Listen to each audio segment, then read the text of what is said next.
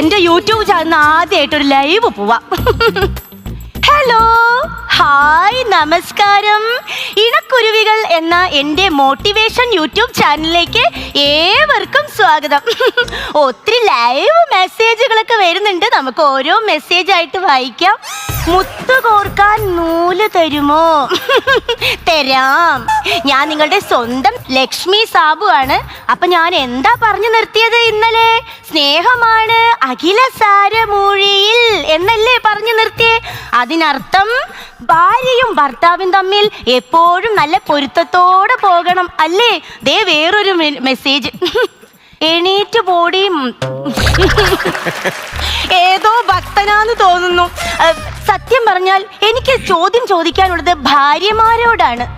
നിങ്ങളുടെ ഭർത്താക്കന്മാരുടെ കൺതടങ്ങളിൽ എത്ര കറുപ്പുണ്ട് നിങ്ങൾ ചിന്തിച്ചു നോക്കൂ. നിങ്ങളുടെ ഭർത്താവിനെ നിങ്ങൾ ചുംബിച്ചിട്ടുണ്ടോ? ചിന്തിക്കാനുള്ള സമയം താടി കാലമാടാം. അത് ഞാൻ ചിന്തിക്കാൻ മറന്നുപോയി കേട്ടോ. വേറെ മെസ്സേജ് വായിക്കുന്നതിനേക്കാൾ നല്ലത് ഇത് അടച്ചു വെക്കുന്നതാ. Hello hello hello hello hello hello hello hello hello.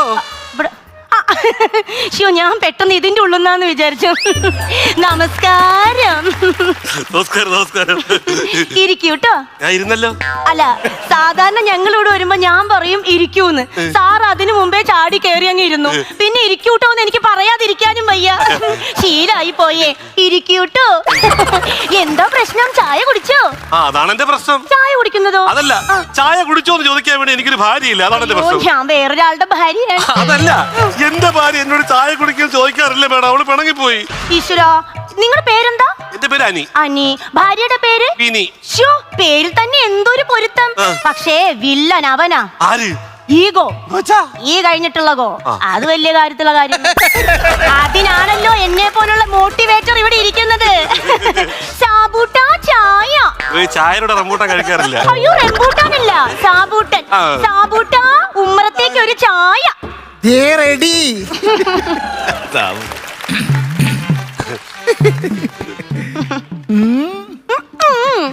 കുടിക്കൂ. ഞാൻ കുടിച്ചല്ലോ. സാധാരണ ഞാൻ കുടിക്കൂ എന്ന് പറഞ്ഞിട്ടാണ് സാധാരണ വരുന്നവർ കുടിക്കുന്നത്. പക്ഷെ ഇതിപ്പോ ഞാൻ കുടിക്കൂ എന്ന് പറയുന്നതിന് മുമ്പ് തന്നെ ഇദ്ദേഹം ചാടി കയറി കുടിച്ചു. എന്നാലും എനിക്ക് കുടിക്കുമെന്ന് പറയാതിരിക്കാൻ പറ്റത്തില്ല. അതുകൊണ്ട് പറയാണ് കുടിക്കിട്ടോ. രണ്ടും കൂടെ ഒരച്ചില് വാർത്തതാണോ? ഞാനാണ് ഇദ്ദേഹത്തിന് വേണ്ട മോട്ടിവേഷൻ കൊടുത്തിട്ടുള്ളത്. അതൊരു വേലക്കാരായ അത്രയൊക്കെ ചെയ്യണം. അയ്യോ, വേലക്കാരനല്ല, ഇറ്റ്സ് മൈ ഹസ്ബൻഡ്. ഞങ്ങൾക്ക് അങ്ങനെയുള്ള വേർതിരിവില്ല. ഞങ്ങൾ അങ്ങനെ ഒരു ബോണ്ട് ഉണ്ട്, ഒരു ഗിവ് ആൻഡ് ടേക്ക്. എല്ലാ കാര്യത്തിലും ഞങ്ങൾക്ക് തുല്യതയാണ്. ഇപ്പൊ ഉദാഹരണത്തിന് ഇന്ന് ഞാൻ അടുക്കളയിൽ ജോലി ചെയ്യാണെന്ന് വെക്കൂ. ഇദ്ദേഹം ഇവിടെ ഓഫീസിലിരുന്ന് മോട്ടിവേഷൻ കൊടുക്കും. നാളെ ഇദ്ദേഹം ഇവിടെ ഇരുന്ന് മോട്ടിവേഷൻ കൊടുത്തോണ്ടേയിരിക്കും. ഞാൻ അടുക്കളയിൽ ജോലി ചെയ്യും. മനസ്സിലായോ? പക്ഷേ ഞായറാഴ്ച എന്നും പറഞ്ഞൊരു ദിവസം ഉണ്ടെങ്കിൽ എന്നോട് ഇവള് പറയും, തുണി അലക്കണ്ട, അടുക്കളയെ കയറണ്ട, പിന്നെ ഈ വീട് മൊത്തം തുടച്ചു വൃത്തിയാക്കാൻ പറഞ്ഞു. എനിക്ക് വൃത്തിയുടെ കാര്യത്തിൽ ഞങ്ങള് ഭയങ്കര ഇതാണ്. ഇപ്പൊ എന്നെ കുറിച്ച് എന്ത് തോന്നുന്നു? കിണയാണെന്ന് തോന്നുന്നു. അതെ, പുറത്തുനിന്ന് വരുന്നവർക്ക് തോന്നും ഞാനൊരു കിണയാണെന്ന്. പക്ഷേ അകത്ത് നിന്ന് പുറത്തേക്ക് നോക്കുമ്പോൾ ഞങ്ങൾ ഇണകളാണല്ലേ. നമ്മുടെ യൂട്യൂബ് ചാനലിന്റെ പേരെന്താണ്? ഇണക്കുരുവികൾ. അയ്യോ, എന്താ നീ നോക്കുന്നേ? ഒരു മരം കൊത്തിക്കിളി അങ്ങോട്ട് പറന്നു പോയി. അയ്യോ, അതെ, ഇറ്റ്സ് മൈ ഹസ്ബൻഡ് കേട്ടോ. സത്യത്തിൽ അനിയുടെ പ്രശ്നം എന്താ? സത്യത്തിൽ ഞാനും ഭാര്യയായിട്ട് ഒന്നിച്ച് പോകുന്നില്ല. അതെന്താ? നിങ്ങൾ സ്കൂട്ടറിലും അവര് കാറിലും ആണോ പോണേ?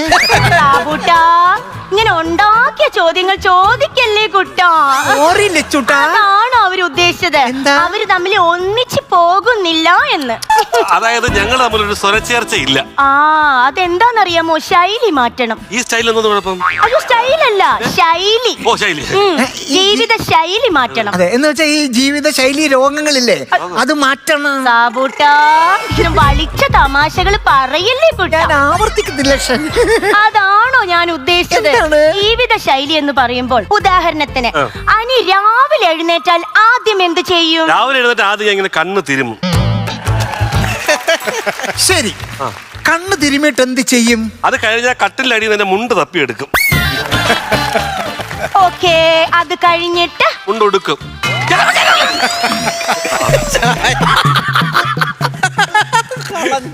എന്നിട്ട് വാ കഴുകും. വാ മാത്രമല്ല ദേഹം മൊത്തം കഴുകണം, അല്ലേ നാറും. താബൂട്ടാ, അതാണോ ഉദ്ദേശിച്ചത്? സത്യം പറഞ്ഞ എന്താണ്, വാട്ട് ഈസ് യുവർ ജോബ്? എന്റെ ജോലിയോ? ഞാൻ ഈ പ്രോഗ്രാമിനൊക്കെ കോമ്പയർ ചെയ്യാൻ പോകും.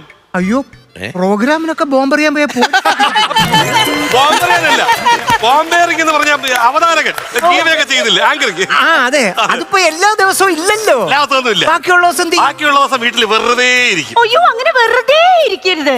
വെറുതെ ഇരുന്ന ഡിപ്രഷൻ അടിക്കും. വലിയ കൂടിയ സാധനം അടിക്കാനുള്ള പൈസ നമ്മളെ ഇല്ല. ഞാൻ ചെറിയ ചാത്ത സാധനമൊക്കെ അടിക്കും. അയ്യോ, ഡിപ്രഷൻ എന്ന് പറഞ്ഞാൽ വിഷാദം എന്നാണ് ഞാൻ ഉദ്ദേശിച്ചത്. ആ, വിഷാദ രോഗം വരാൻ സാധ്യതയുണ്ട് കേട്ടോ. തനിച്ചിരിക്കുമ്പോൾ നിങ്ങൾ ഭാര്യയെ എന്ത് വിളിക്കും? തനിച്ചിരിക്കുമ്പോ ഞാൻ അവളെ വിളിക്കത്തേ ഇല്ല. വന്നു കഴിഞ്ഞാ സ്വസ്ഥത കാണില്ല. നമ്മൾ തനിച്ചിരിക്കണം എന്തിനാണ്? സ്വസ്ഥതയ്ക്ക് വേണ്ടിട്ട്. അപ്പൊ ഭാര്യ ആരെങ്കിലും വിളിക്കോ? അയ്യോ, അത് ശരിയാണല്ലേ. അത് ശരിയാണോ? എന്തിനാ ചിരിക്കുന്നത്? ശരിയല്ല. ശരിയല്ല. നിങ്ങൾ ഭാര്യയെ എപ്പോഴെങ്കിലും ചുംബിച്ചിട്ടുണ്ടോ? ചിന്തിക്ക്. ചിന്തിക്കുന്ന എന്റെ ഭാര്യ അല്ലാതെ വേറെ ആരുടെങ്കിലും എന്റെ ഭാര്യയെ ചുംബിച്ച ഒരു ദിവസം. അന്നാണ് ഇവിടെ മൊത്തം പ്രശ്നം ഉണ്ടാക്കി അവള് നാട്ടുകാരെ വിളിച്ചു കൂട്ടി പോലീസിനെ അറിയിച്ച് എന്നെ വിട്ടിറങ്ങി പോയത്. സ്വന്തം ഭാര്യയെ ചുംബിച്ചാൽ ആരെങ്കിലും അങ്ങനെ പിണങ്ങി ഇറങ്ങൂ? എന്നാ പിന്നെ ഇവിടെ ഞങ്ങൾ ഒരു ദിവസം 3 പ്രാവശ്യമെങ്കിലും പിണങ്ങണം, രാവിലെ ഉച്ചയ്ക്ക് വൈകിട്ട്. ഞാൻ ചുമ്മാ പറഞ്ഞല്ല, സത്യമായിട്ടും ഞാൻ അവളെ ചുംബിച്ചപ്പോഴാണ് അവൾ എന്നെ വിട്ട് പിണങ്ങി പോയത്. അതെന്താണ്? അല്ല,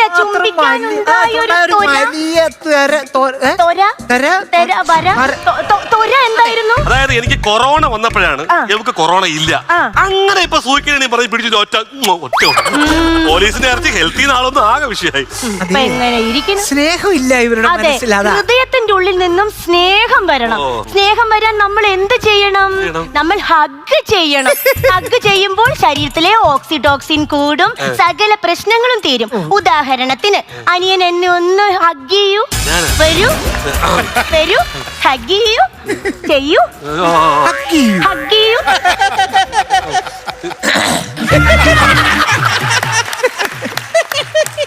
ഇപ്പോൾ എന്ത് തോന്നുന്നു? ഒരു ദിവസം 4 നേരം ഇങ്ങോട്ട് വരാൻ തോന്നുന്നു.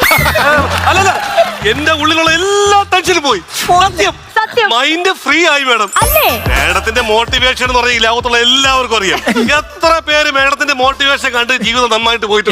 ഇവളൊന്നും ഒന്നുമല്ല, എവിടെ അമ്മയാ വലിയ വിഷം. മോട്ടിവേഷൻ മോട്ടിവേഷൻ എല്ലാം തരുന്നത് പിന്നെ ഞാനാണ് ശരിക്കും പറഞ്ഞാൽ ഇവളെ പഠിപ്പിച്ച് മോട്ടിവേറ്റർ ആക്കി മാറ്റിയത്. സത്യം പറഞ്ഞാൽ ഈ ഭാര്യയും ഭർത്താവും എന്ന് പറയുന്നത് ഫ്രണ്ട്സ് ആൻഡ് കിഡ്സ് പോലെ ആയിരിക്കണം. എന്ന് പറയുമ്പോൾ ഈ ചെറിയ കുട്ടികളുടെ കൂട്ടില്ലേ, എല്ലാം ഓപ്പൺ ആയി പറഞ്ഞ് ഒന്നും ഒളിച്ചു വെക്കാതെ അങ്ങനെ ആയിരിക്കണം. നോക്കൂ, എന്റെ സാബുവേട്ടനെ ഞാൻ അഴിച്ചു വിട്ടിരിക്കുക. അങ്ങനെയല്ല, ഒരു സ്പേസ്. ഞങ്ങൾ തമ്മിൽ സ്പേസ് ഇട്ടില്ല. ഞങ്ങൾക്ക് അങ്ങനെ ഒരു ഗിവ് ആൻഡ് ടേക്ക് ഉണ്ട്. ഞാനും ഇദ്ദേഹത്തെ പഠിപ്പിച്ച് മോട്ടിവേറ്റർ ആക്കിയില്ലേ. സത്യം പറയാമല്ലോ, ഇവളെ എനിക്ക് കിട്ടാറില്ല, വിളിച്ചാ കിട്ടാറില്ല. അത്രയ്ക്ക് തിരക്കാക്കി വിട്ടില്ല. ഞാനൊന്ന് ചോദിച്ചോട്ടെ, എത്ര വർഷമായി കല്യാണം കഴിഞ്ഞിട്ട്? 20. 20 അര കിടന്ന് കളിച്ചതാ. അല്ല, സത്യമായിട്ട് ഞങ്ങൾക്ക് ഓർമ്മയില്ല. കാരണം 20 വർഷങ്ങൾ ഞങ്ങൾക്ക് 20 ദിവസം പോലെയാ തോന്നുന്നത്. സത്യമായിട്ട് നമ്മൾ വെഡിങ് ആനിവേഴ്സറി ഒന്നും ആഘോഷിക്കാറേ ഇല്ല. 20 ദിവസമല്ലേ ആയിട്ടുള്ളൂ, 1 വർഷമെങ്കിലും വേണ്ടേ വെഡിങ് ആനിവേഴ്സറി? വേദന കിട്ടോ? ഞാനൊരു കാര്യം ചോദിച്ചാൽ ഒന്നും തോന്നരുത് മേഡം, ശരിക്കും നിങ്ങളുടെ പ്രണയ വിവാഹമായിരുന്നു? ഒരുപാട് വർഷത്തെ പരിചയമുണ്ട് ഞാൻ സാബേട്ടനായിട്ട്. എന്റെ മോട്ടിവേഷൻ ക്ലാസ്സിലൊക്കെ വന്നിട്ടുണ്ട്. എന്ത് മനോഹരമായ ദിനങ്ങളായിരുന്നു അതൊക്കെ. പാട്ടൊക്കെ പാടും സാബേട്ടൻ, നൃത്തം ചെയ്യും സാബേട്ടൻ. ഇത്രേ ഉള്ളൂ സാബേട്ടൻ. സത്യം പറയാനില്ല, ഇതാണ് എനിക്ക് വേണ്ടത്. എനിക്ക് ഇതാണ് വേണ്ടത്. അണപ്പല്ല, നിങ്ങളുടെ ഈ ഒത്തൊരുമയുള്ള ഈ ജീവിതമാണ് എനിക്ക് സത്യമാണ് എനിക്ക് വേണ്ടത്. സത്യം, സീരിയസ് സീരിയസ്ലി അതിനുവേണ്ടി ഇതുവരെ വരണം എന്നൊന്നുമില്ല. എന്റെ 40കളിലെ പ്രണയം വായിച്ചിട്ടുണ്ട്. 40-ലല്ല പ്രളയം, 2014 പ്രളയം. അയ്യോ അതല്ല, എന്റെ 40കളുടെ പ്രണയം ലവ് വായിച്ചിട്ടുണ്ടോ? ഇല്ല, വായിച്ചിട്ടില്ല. വായിക്കണം. അത് വായിച്ചാൽ നിങ്ങൾ ഭാര്യയോട് കുറച്ചും കൂടി അടുക്കും. ഞാൻ ആ ബുക്ക് എടുത്ത് തരാവേ. മോനു, ആ ബക്കു നീ എവിടെയാടാ വെച്ചത്? ദാ. ഇതൊരു കൊച്ചു പുസ്തകമാണല്ലോ. പക്ഷെ ഇതിനകത്ത് വലിയ വലിയ കാര്യങ്ങൾ എഴുതിയിരിക്കുന്നു. കൊച്ചായിരിക്കും. ശരി, ഒരിക്കൽ ഭാര്യയെ കൂട്ടി വരണം കേട്ടോ. തീർച്ചയായിട്ടും വരും, തീർച്ചയായിട്ടും വരും. ശരി. അപ്പൊ ഞാൻ അങ്ങോട്ട് ഇറങ്ങട്ടെ. Okay okay. Excuse me. Yes.